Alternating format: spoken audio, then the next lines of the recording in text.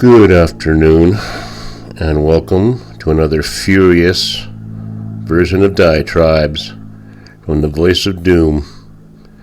Now here's your frenetic and frazzled host, Voice of Doom.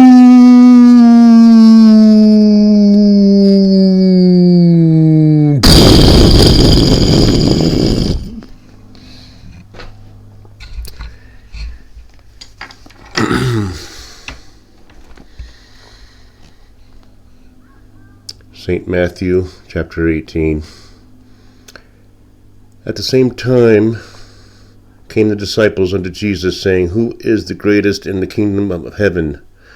And Jesus called a little child unto him, and set him in the midst of them, and said, Verily I say unto you, except ye be converted, and become as little children, ye shall not enter into the kingdom of heaven. Whosoever therefore shall humble himself as this little child, the same is greatest in the kingdom of heaven. And whoso shall receive one such little child in my name receiveth me. But whoso shall offend one of these little ones which believe in me, it were better for him that a millstone were hanged about his neck, and that he were drowned in the depths of the sea. Woe unto the world because of offenses! For it must needs be that offenses come, but woe to that man by whom the offense cometh. Wherefore, if the hand or the foot offend thee, cut them off, and cast them from thee. It is better for thee to enter into life halt or maimed, rather than having 2 hands or 2 feet to be cast into everlasting fire. And if thine eye offend thee, pluck it out, and cast it from thee. It is better for thee to enter into life with 1 eye, rather than having 2 eyes to be cast into hell fire. Take heed that ye despise not one of these little ones. For I say unto you that in heaven their angels do always behold the face of my Father which is in heaven. For the Son of Man is come to save that which was lost. Okay. I read that because I've been seeing things on the news which would not make Jesus happy one little bit, and I hope he comes today. I hope he's throwing pitchforks and thunderbolts everywhere, and if he takes me too, so be it. But we need to have Jesus come back. If he's going to come back, he better do it like in the next few days. Now, misinformation, disinformation, debunkery, and skullduggery.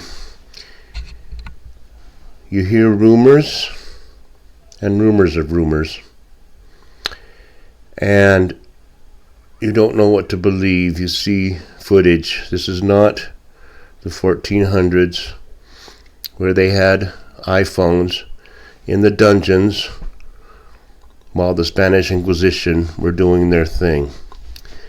This is the 21st century, and everyone has access to a media transmitter.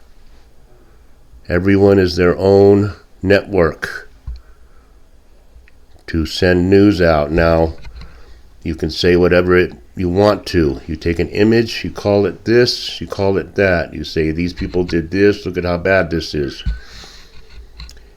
All right. We've already talked about beheadings of babies. And there's already people saying, well, that may not necessarily be true. And there's people saying it is true. And as I've said before, we have no idea what reality is anymore. But I will take it as truth that babies were beheaded. Now that gets me apoplectic enough. That gets me very infuriated of thinking of such things. That's not something that should be the fate of any person. But now today I'm seeing footage from here and there showing toddlers in cages. Not like the cages on the border that Orangey had all those kids all bound up and thrown into cages. This was row after row of kids between the ages of, looks like, 2 and 3 in what looks to be a kennel. It looks to be like the cages like you'd see in a veterinary office. And they're holding onto the bars, looking out and acting bewildered. Like, when am I going to get out? What's going to, They haven't reached the developmental stage where they even understand what's going on. They just are looking out of the bars. And you go to various news outlets and it's like, well, this is not Israeli kids. These are actually Palestinian kids. And they're using this as propaganda to show how bad the Palestinians are. And blah, blah, blah, blah, blah. Now, I don't really give a crap who they are, as far as if they're Palestinian, it's wrong. If they're Israeli, it's wrong. And if it's people that are deliberately taking kids and putting them in a cage just to take a photo op and then taking them out again, calling attention to atrocities, that's really wrong. Because it's inflaming the planet. Don't you get it? So if that's propaganda, just good luck with living. Good luck with surviving. Because you're going to inflame people's minds. And you're going to instill hatred and fury. And there's going to be a conflagration. And let's not talk about whatever, a little virus. I'm talking about worldwide annihilation. Because those are the kind of images that get people really riled up. Now, I don't know what the story is on those kids, and I don't have any bias. If they're Palestinian kids, that's okay. No. I don't know the story behind that. I see little kids behind cages staring out. Now, let's go to another scenario that I don't want to think about. Some of these kids were kidnapped. And since these Hamas, and I won't call them animals, don't call them animals. Animals have done no harm. Animals live by instinct. There's very few animals that take joy in torturing other animals. Now they do, some, but that's instinctual. So do not disparage the animal kingdom by calling Hamas demons and devils, absolute dross of the universe, absolute evil incarnate in a human form that should be stomped out, literally, face up. Do not call them animals. I don't want to hear you call them animals again. It's offensive to me.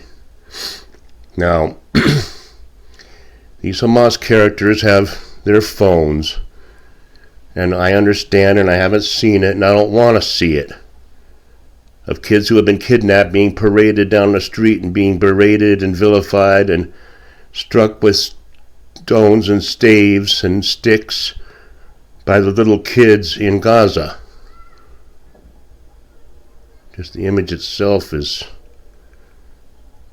I can't talk about it. I mean, just picture it. This kid is just living his life, enjoying a concert, and suddenly he's being paraded down the streets in some hostile area, being kicked and jeered at, and he has no idea what's going on. All he knows is, why are they doing this to me? And is it going to be over soon? Now, this is not going to hold much longer. But I wanted to put those images in your brain just to ruin your appetite. And also want to discuss with you why Armageddon is very close, and we're talking Halloween may not happen. The reason is because Iran can sponsor terrorism, and they can plot and plan for an incident such as a suicide bomber going into a mall in Tel Aviv, blowing himself up and killing like 30 people and maiming 100 others. Typical run-of-the-mill terrorism. Israel responds, and then you go back to the negotiating table, which will never work. This was beyond a suicide bomber. This is cutting to the core of life itself, cutting to the core of an existential threat, where a group of people do atrocities in front of everyone's eyes, behead babies, cage children. I don't care who they are. I don't want any caged children anywhere. Raping, pillaging, burning alive, the whole 9 yards. They pushed the envelope too far this time. There's no getting out of it. You can't put the toothpaste back in the bottle now. Can't put it back in. It's too late. It's over. It's over for Palestine. Forget that. It doesn't exist anymore. That idiot son of a glasses Talib. God, if she's not out of Congress in a few minutes, I'm going to get pissed. It's her Palestinian flag. Take her Palestinian flag and you know what to do with it. And take her with it. Wrap a millstone around her neck. Ugh. This ain't gonna hold. There's no Palestine. Forget it. No negotiation. No two-state system. Forget that. There's a one-state system. It's going to be the state of Israel. Everybody else out or die. And if you want to get along with us, you get along, but you pull any more crap and that's it. Now, this isn't over yet. They are going to obliterate, and Lebanon's lobbing rockets, and pretty soon Syria will get into the mix, and other factions. There's many terrorist factions. It's more than just 2. It's more than just 10. It's more than just 20. So it's going to escalate to Armageddon. It's too late to do anything about it now. They went too far. It's one thing to blow yourself up and blow up 30 or 40 people in a mall. That's everyday, run-of-the-mill stuff. This time they went too far. And it's done. As Jesus said before he gave up the ghost, it is finished. And there's no two ways about it. So I'll probably be doing diatribes over the next few days as things crumble. And then there will probably be a major event happening in what used to be the United States, which will take down the grid. So then that'll be that. Everybody will be on their own. You won't have me to explain your doom to you. You'll have to come to your own conclusions. But I'll just leave it there. I am not happy yet, and I'm waiting for everything to go up in smoke, which it is, but it hasn't even started yet. I thought Armageddon would happen all at once, but no, it's going to be a few days. So enjoy yourself while you have time to do it, and have a good afternoon. Bye.